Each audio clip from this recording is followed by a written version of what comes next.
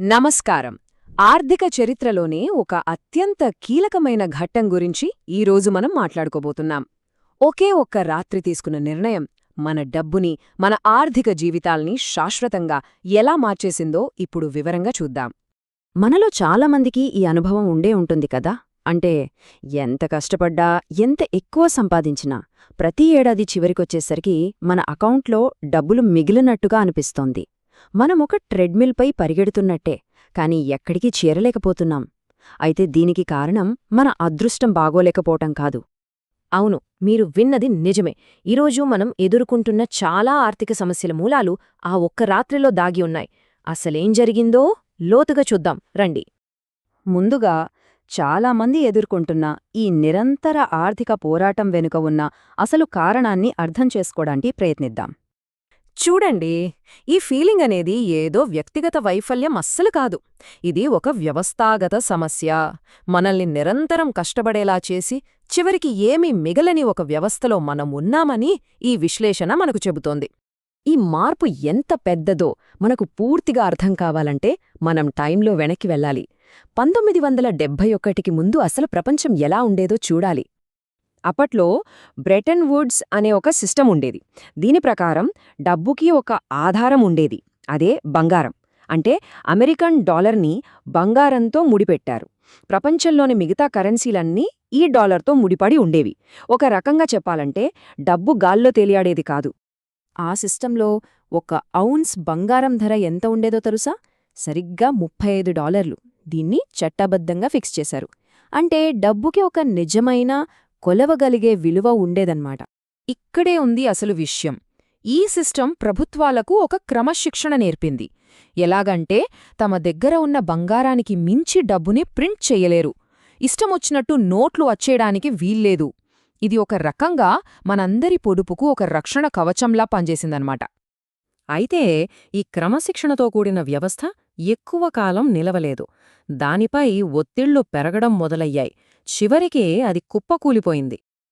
America తన యుద్ధాలకు, సంక్షేమ పథకాలకు డబ్బు అవసరమై ప్రింటింగ్ ప్రెస్లను ఫుల్ స్పీడ్లో నడిపించింది. దీంతో ప్రపంచంలోకి కాగితపు డాలర్లు వరదలా వచ్చాయి. కాని దానికి తగ్గట్టుగా వాళ్ల దగ్గర బంగారం నిల్వల్లేవు. దీంతో ప్రపంచ దేశాలకు అనుమానం మొదలైంది. ఇతర దేశాలు వెంటనే ఒక విషయం గ్రహించాయి. అమెరికా తన అప్పుల భారాన్ని, ద్రవ్యోల్బణాన్ని ప్రపంచం మీదకు నెడుతోందని అర్థం చేసుకున్నాయి. అందుకే తమ దగ్గర ఉన్న డాలర్లనిచ్చేసి దానికి బదులుగా అసలైన ఆస్తి అంటే బంగారాన్ని తిరిగి తీసుకోవడం మొదలుపెట్టాయి. ఇప్పుడు కథ క్లైమాక్స్కొచ్చింది. ఆ చారిత్రాత్మక నిర్ణయం ప్రకటించిన ఆ క్షణానికి మనం చేరుకున్నాం. ఈ తేదీ ఇది ఆధునిక ఆర్థిక ప్రపంచ గతిని శాశ్వతంగా మార్చేసిన రోజు. అప్పటి అమెరికా అధ్యక్షుడు నిక్సన్ దేశాన్ని ఉద్దేశించి ప్రసంగిస్తూ ఈ మాట అన్నారు. డాలర్ను కాపాడటానికే ఈ నిర్ణయం తీసుకుంటున్నామని చెప్పారు. కాని ఆ ప్రసంగంలో ఆయన వాడిన ఆ తాత్కాలికం అనే ఒక్క పదం చరిత్రలోనే అత్యంత ఖరీదైన అబద్ధంగా నిలిచిపోయింది. ఎందుకంటే ఆ బంగారంతో డాలర్ను మార్చుకునే అవకాశం మళ్లీ ఎప్పటికీ రాలేదు. ఆ ఒక్క రాత్రితో డబ్బుకు, భౌతిక ప్రపంచానికి ఉన్న సంబంధం తెగిపోయింది. సరే, ఆ నిర్ణయం తర్వాత మన ప్రపంచం ఎలా మారిపోయింది? దాని పర్యవసానాలు ఏంటి? ఇప్పుడు చూద్దాం. మనమిప్పుడు ఫియట్ అనే కొత్త వ్యవస్థలోకి అడుగుపెట్టాం. అంటే ఇప్పుడు మన డబ్బు వెనక బంగారం లాంటిది ఏదీ లేదు.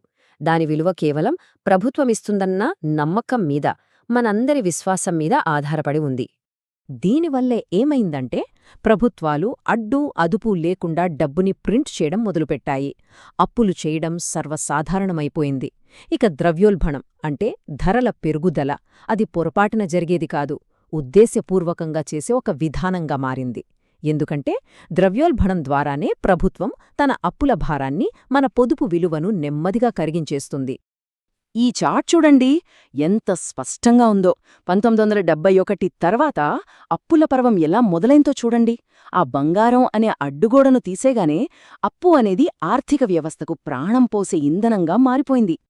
అందుకే మనకు ధరలు ఎప్పుడూ పెరుగుతూనే ఉంటాయి కాని తగ్గడం చూడము. ప్రతిసారీ ఏదైనా ఆర్థిక సంక్షోభం వచ్చినప్పుడు దాన్ని పరిష్కరించడానికి ఇంకా ఎక్కువ డబ్బును ముద్రిస్తారు. దీంతో అప్పుల భారం మరింత పెరిగిపోతుంది. ఇక ముగింపు దశకు వచ్చాం.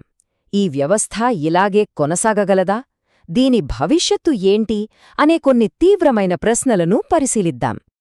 ఆలోచించండి. ప్రతి సంక్షోభాన్ని ఎదుర్కోవడానికి లక్షల కోట్లు వ్యవస్థలోకి చొప్పించాల్సి వస్తే ఆ వ్యవస్థను మనం నిజంగా స్థిరమైనది అని అనగలమా? మనం చూస్తున్న ఈ ఆర్థిక వృద్ధి నిజమైనదా, లేక కేవలం అప్పుల మీద కట్టిన ఒక పేక మేడలాంటిదా? ఇది నిజంగా మనం ఆలోచించాల్సిన ప్రశ్న. చివరిగా ఈ ఒక్క ప్రశ్నతో ముగిద్దాం. చరిత్రలో ఎన్నో సామ్రాజ్యాలు కూలిపోయాయి, ఎన్నో కరెన్సీలు విలువ కోల్పోయాయి. వాస్తవంతో సంబంధం తెగిపోయిన ఏ వ్యవస్థైనా చివరికి దాని అసలు విలువకు చేరుకుంటుంది. కాబట్టి ఈ కాగితపు వాగ్దానాల ప్రపంచంలో నిజంగా శాశ్వతంగా విలువైనది ఏది అనేది ప్రతి ఒక్కరూ ప్రశ్నించుకోవాల్సిన సమయమిది.